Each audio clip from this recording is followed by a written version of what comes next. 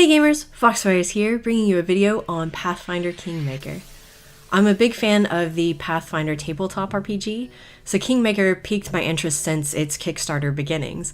And also, if you enjoyed the Neverwinter Night series, I'd recommend you check out this game.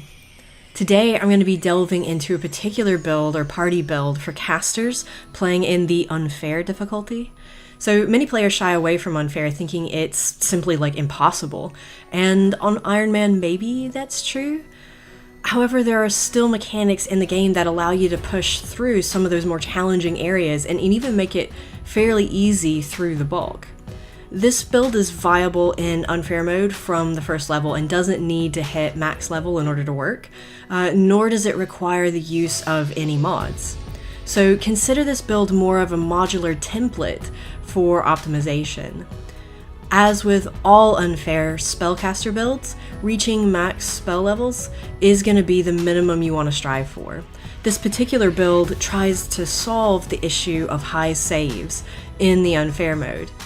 So to get around that high DC, you can either 1.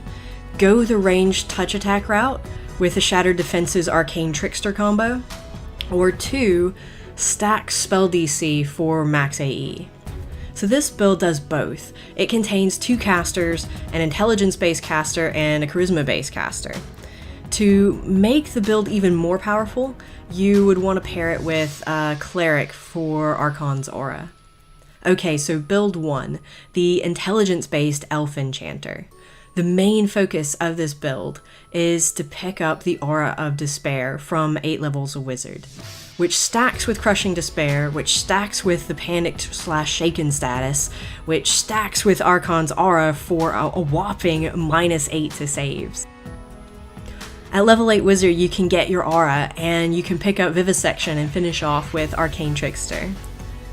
If you want Arcane Trickster earlier, totally fine. If you just want to ditch Trickster altogether and go for more Aura, sure.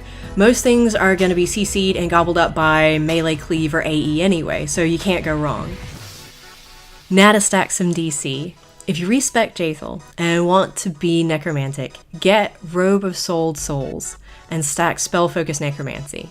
If not, just go Spell Focus Evocation and Elemental Focus Fire for Sirocco. Use Metamagic Heighten Spell to bump up the spell level. Extra bonus if you use a fire immune tank. Don't forget Hair Familiar. And that brings us to build 2, the charismatic, good-aligned Gnome Fey Trickster Sorcerer. The main focus of this build is to take advantage of the enchanting DC from Fey Bloodline and stack it with Gnome's Illusion and other DC items. While the first level enchanting spells aren't that useful past Act 1, you do get the Daze Cantrip. Also, technically Arcane Bloodline would be more powerful with an additional DC, but that build wouldn't hit its power until level 15, and it would prevent Trickster builds. This build would also be possible with Spite Spawn Tieflings as well, but they suffer confusion instead of paralysis against the Wild Hunt. From here, you can pick up a level of Thug, and with your high charisma, you can pop Dazzling Display for safety if you get jumped, and use the level in Thug to roll Trickster. The other option that I recommend is, instead of Thug, pick up 2 levels of Vivisection for the +4 charisma from Cognatogen. Now to stack Enchanting and Illusion DC. The items we want are the Ring of Circumstance from the Rushlight Tournament, Enchanter's Cape from Unfinished Clearing, Maya's Charm from the Royal Palace of Pidax, the Ring of Reckless Courage from the Act 3 Relic, and Golden Vision Wrist Guards from Hemlock Island.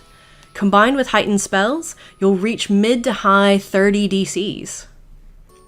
The basic flow of combat would be to start combat with summons while stealthed, so that you don't get caught flat-footed. Activate Aura of Despair and have Shaken applied via Frightful Aspect or Dazzling Display.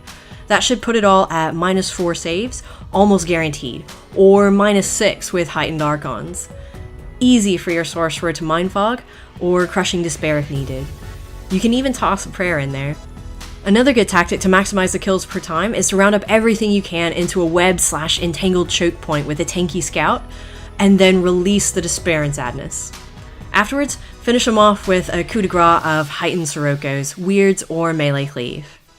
Alright, looks like we have time for bonus spec. That's right, everybody, bonus spec. Don't want to roll with 2 squishy tricksters? Then just combine them into one. As a single caster, you will lose some casts per second, but if you're running with a small team, space can be a bit tight. For this spec, make sure you roll a good elf. Stack the items above and go Enchanter 8. Vivisection is 2, Trickster 9, and Fey Bloodline Sorcerer 1. Again, you can swap out Trickster with more levels in Enchanter if you find yourself needing more aura per day. Alright gamers, that is 3 builds to play with in Unfair mode. Pathfinder is a huge game, and there's plenty more specs and items. What are your favorite specs to do with this? What are your strategies, and what items do you pick up for added DCs? One of the popular strategies is using mass animal companions, and on Unfair, they're good early game, but perhaps mostly dead weight late game. And while their AC is high, they just aren't high enough, and you'll have to dedicate several spell slots to buff each one. I'd rather have 1 good tank than 2 lesser ones and just use summons as fodder. That said, you can't go wrong with at least 1 for backup tanking and flanking. I hope you enjoyed this video and found inspiration for your Unfair difficulty gameplay. Thanks for liking and subscribing, guys. It really encourages me when I'm making the content.